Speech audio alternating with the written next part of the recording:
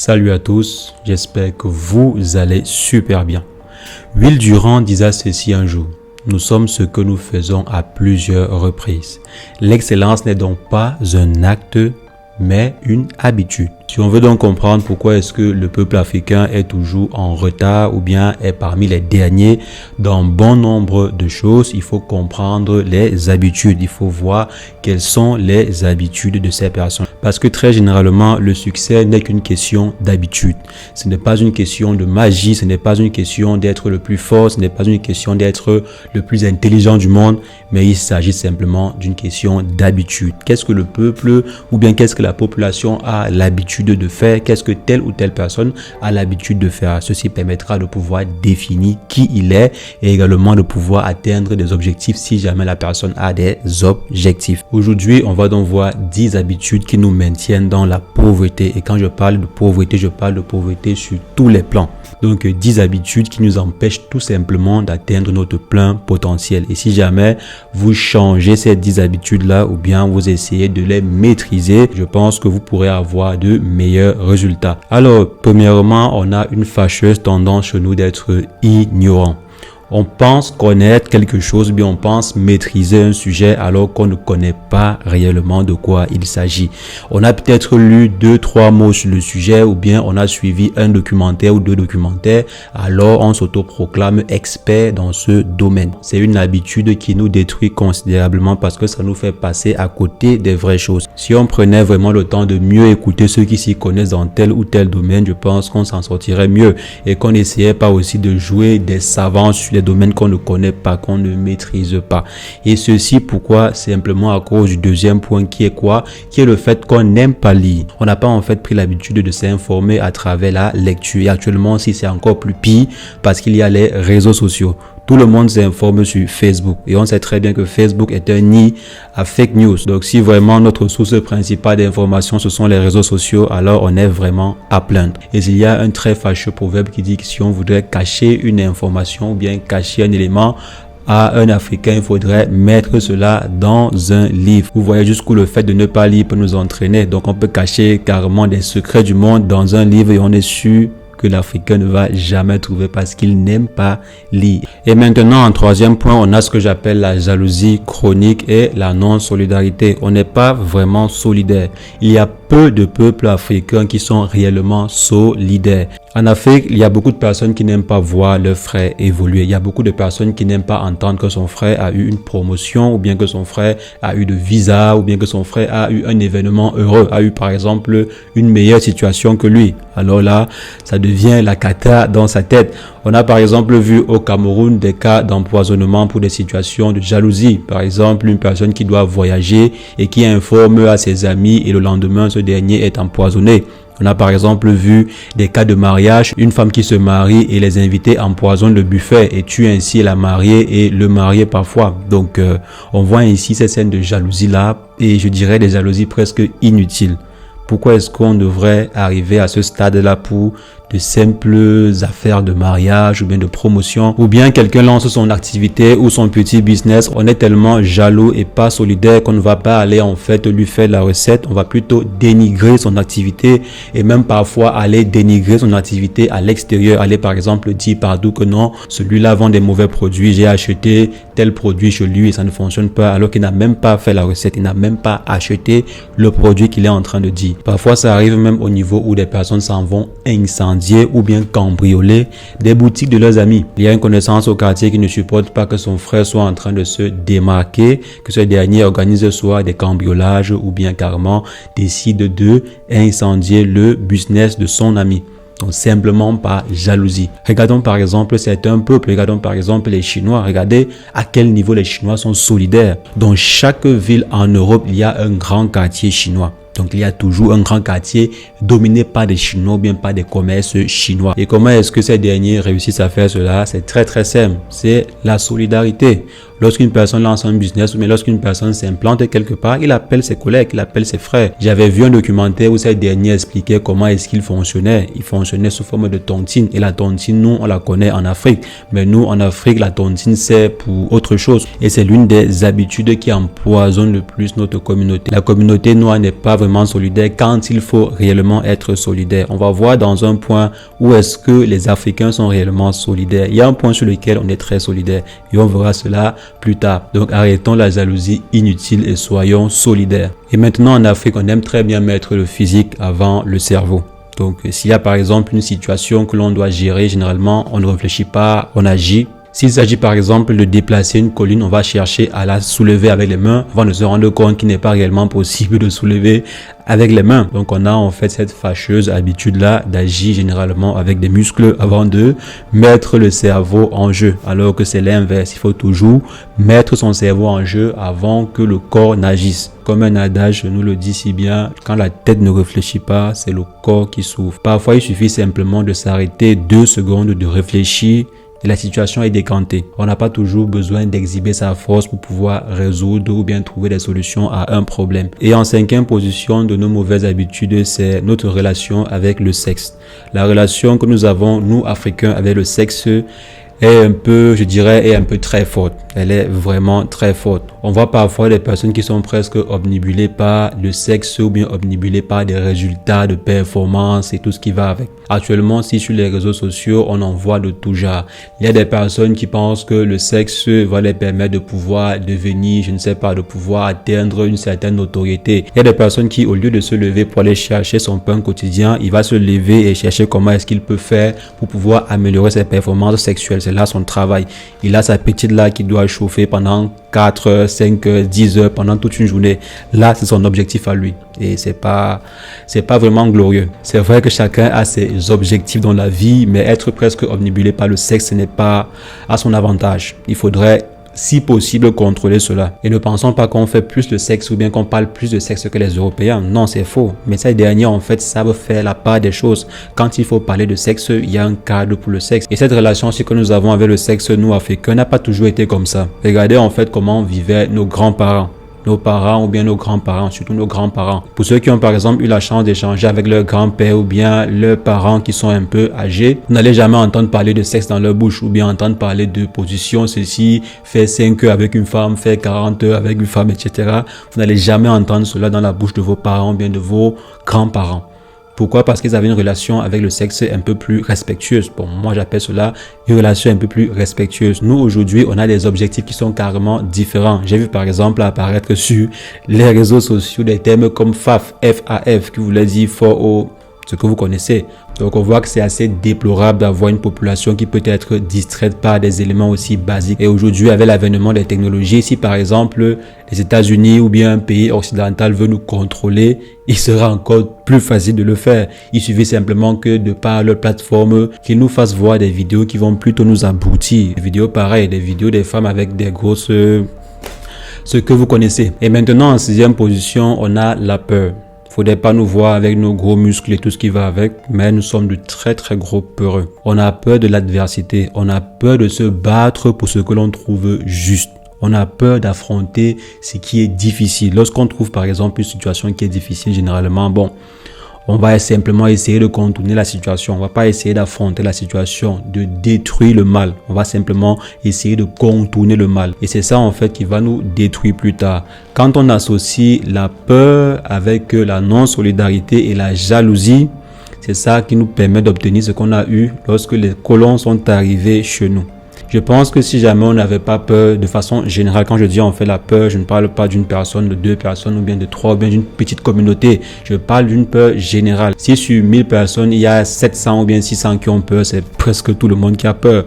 Donc si par exemple on n'avait pas peur et qu'on était plus solidaire, je pense qu'on aurait beaucoup plus mieux affronté certaines situations de l'histoire.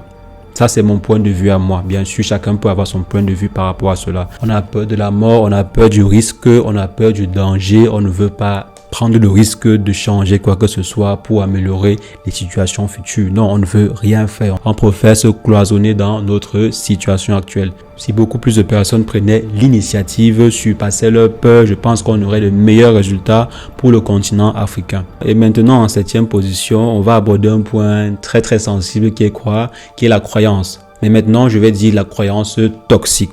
Nous, en Afrique, On est des super croyants. Bon, j'ai l'impression que nous sommes des super croyants, que l'on croit plus que tout le monde entier. On est capable en Afrique de ne pas avoir de quoi manger, mais réussir l'exploit d'aller passer plus de 5 heures par jour, tous les jours de la semaine à l'église. Donc une personne se réveille 6 heures, il est à l'église, il s'en va prier jusqu'à 12 heures, ensuite le soir il s'en va encore prier, peut-être pendant 1 heure, et ceci pendant toute une semaine.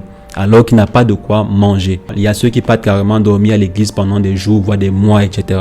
Donc, je ne sais pas si c'est parce que Dieu dort en Afrique ou bien je ne sais pas trop pourquoi est-ce qu'on a besoin de faire cela. Et à côté de cela, on voit qu'il y a des personnes qui s'enrichissent les poches.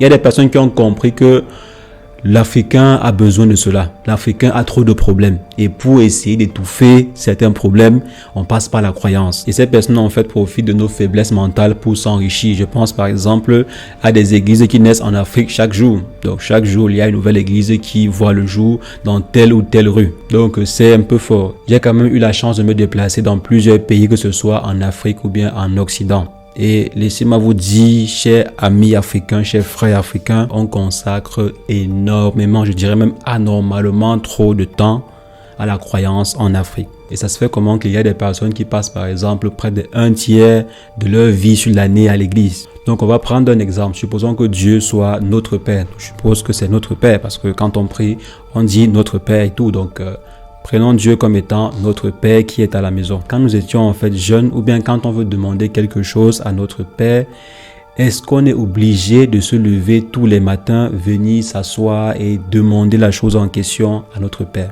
Est-ce que pour avoir la chose en question ou bien attirer l'attention de notre Père en question, on va aller se coucher sur son lit chaque matin, supplier, prier, pardon papa, pardon, et commencer à chanter dans ses oreilles chaque matin? Est-ce que c'est ce qu'on va faire? Dieu, c'est notre Père. Dieu, il est comme notre Père. Je pense même pour certains, il est au-dessus de notre Père. Donc si on essaie de prendre Dieu comme étant notre Père biologique, je pense qu'on n'a pas besoin de passer 50 heures avec lui pour que peut-être un vœu soit exaucé, pour qu'on puisse par exemple trouver le mariage et tout. Je pense que si vous voulez avoir de l'estime de votre Père, c'est en fait dans les actes. C'est vrai qu'il faudrait passer toujours du temps avec son Père. Donc c'est ce que je pense et c'est le constat qui a été fait. Il faudrait que l'on ait une relation avec Dieu un peu plus normale. Une relation qui ne vous empêche pas d'avoir vos ambitions, de réaliser de très grands projets et tout. Et l'histoire selon laquelle Dieu aidera beaucoup plus les pauvres que les riches, vraiment il faudrait qu'on voit ça. Il faudrait vraiment que l'on voit ça. Parce que je connais beaucoup de personnes qui ne veulent pas entreprendre, qui ne veulent pas atteindre un certain niveau financier parce que soi-disant Dieu, le pasteur a dit ceci, etc.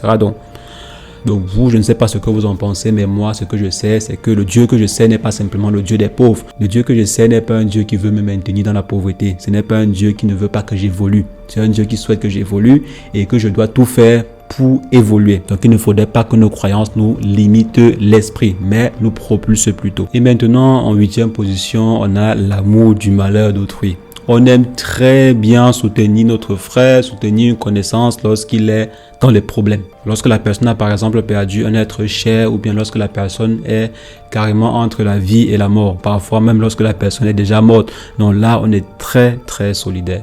On est super solidaire quand il s'agit par exemple de cotiser pour aller faire le deuil de telle personne ou bien de cotiser pour aller soutenir tel ami qui a perdu son père et tout. Et pourtant, si jamais l'ami en question venait vous voir et vous disait « Si mon père a telle difficulté, il est malade, on a besoin de 1 million pour le soigner, est-ce qu'on peut cotiser? Est-ce que vous pouvez m'aider à peut-être payer une partie des frais ?» Personne ne va cotiser pour lui.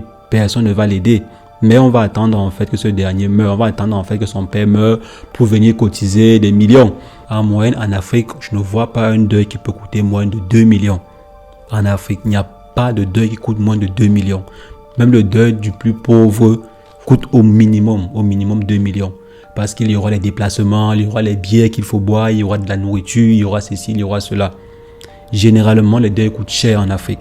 Donc pourquoi est-ce qu'on est capable de pouvoir cotiser des millions pour aller au deuil d'une personne, alors que lorsque ce dernier était encore en vie et avait besoin de notre soutien, on n'a pas pu l'aider.